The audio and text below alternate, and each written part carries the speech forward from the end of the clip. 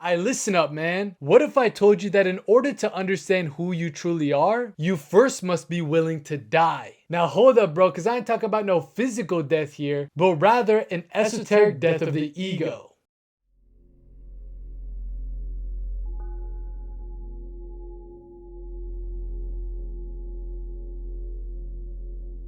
Sit down here and close your eyes, Naruto, and you will see your true self. See my true self? That's right.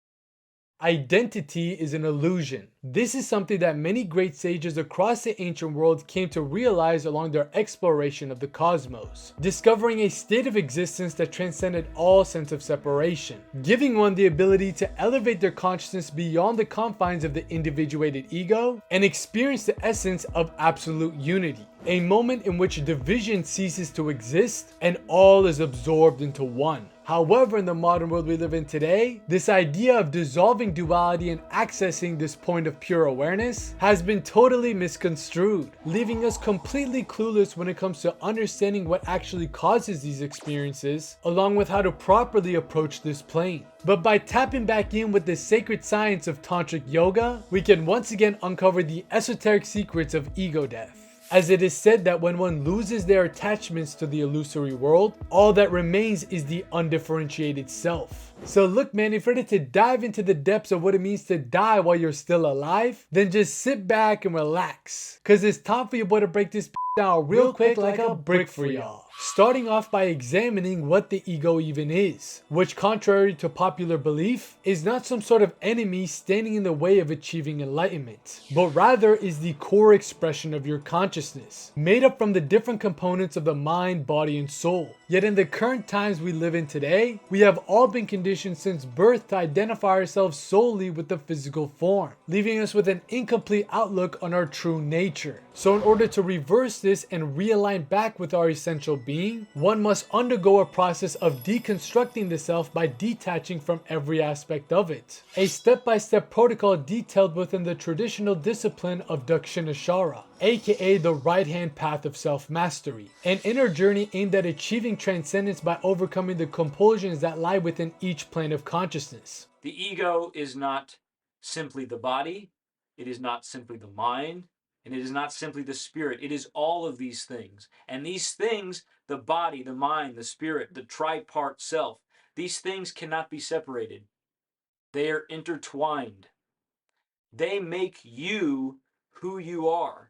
And you cannot exist as a being without all of these components together. Now, to map out this entire expedition of unraveling the ego, we first must begin with the three categories of consciousness, otherwise known as the three Gunas, an ancient concept used to describe the different dimensions of the chakra system, organizing them into three separate tiers that correlate to specific elements of the self, starting off at the base of the spine with the Tamas Guna, a grounding force that roots our awareness in the Muladhara and Svadhisthana chakras, aka the energy centers associated with the earth element which direct our attention towards the physical realm of reality and the raw expression of the material world. Tamas is the principle of inertia. It is what brings heaviness to matter and structure to form. When tamas is predominant in an individual, one's consciousness becomes deeply identified with the gross body.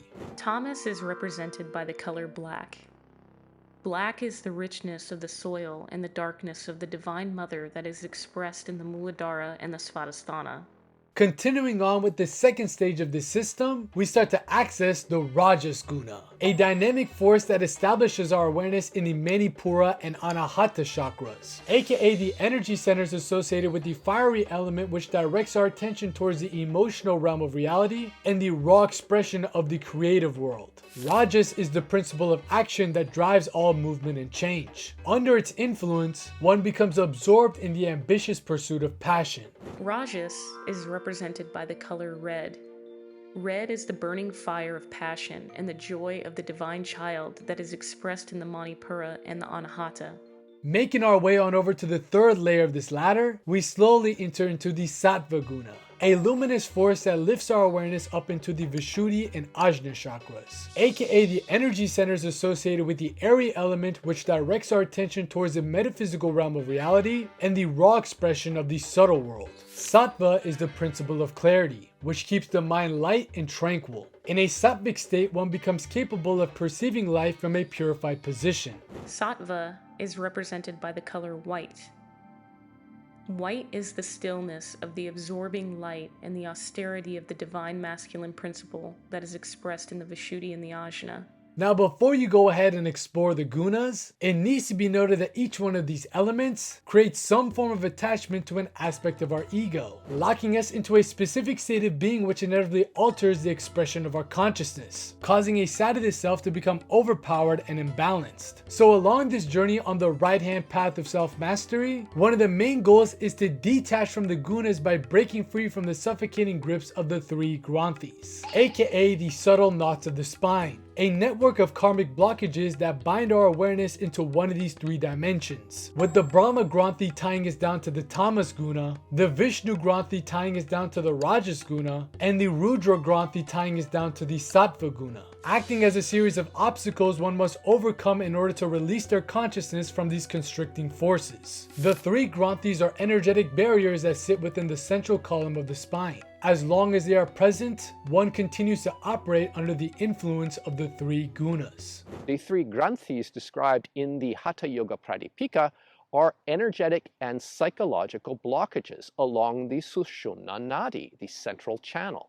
These Granthis prevent the free ascent of prana, life force, and the awakening of Kundalini Shakti, which keeps consciousness bound to lower individualistic states. But relax now, bro, you ain't gotta stay stuck in these cuffs forever, cause through specific meditative practices and techniques, one is able to finally break free from these psychic shackles and access the point of transcendence located at the Sahasrara chakra, the only spinal center that is not inherently associated with any of the three gunas, exemplifying its position as the plane of pure spirit, where one's identification to their individuated form slowly begins to dissolve, shifting them into an altered state of awareness referred to as Turiya, which is symbolized by the singular dot depicted within the ancient syllable of Om, illustrating the idea that this experience pierces one past the veil of Maya and pulls them into the primordial void of the cosmos, aka the Godhead. Upon reaching the crown, the aspirant begins to detach from the gunas and enters into the transcendental state of Turiya. At this point of pure awareness, the sense of all personal identity is abandoned and absorbed into absolute oneness. Turiya simply means the fourth, the transcendental.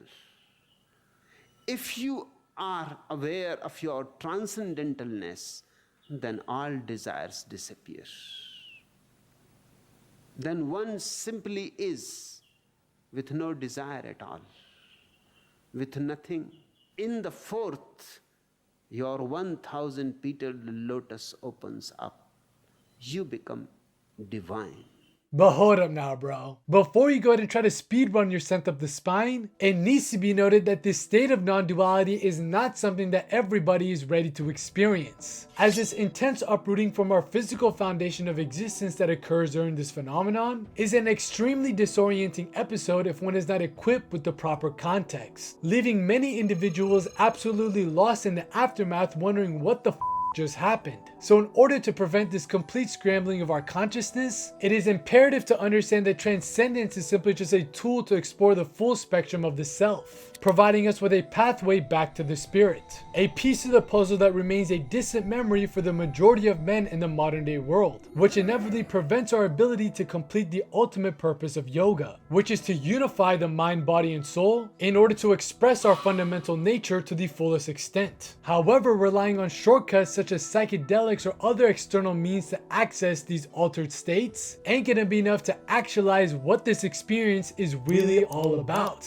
as these temporary flashes of transcendence may give you a glimpse into the Godhead, but will never be able to totally open up the doors to this dimension of your being. It is only through walking the right hand where one is able to return back to the source. But by no means is this an easy path to embark upon, as you'll be faced with the task of traversing through the vast terrains of your own consciousness in order to reveal what's been hiding beneath the veil, requiring the rejection of all compulsions that negate our ability to navigate this expedition of deconstructing the ego, with each plane or chakra presenting us a new challenge that must be passed along this road to self-realization. Through the process of inner purification, the yogin releases themselves from attachment to Maya and attains absolute freedom. Your own mind, your own body, this is what turns against you when you seek something beyond it.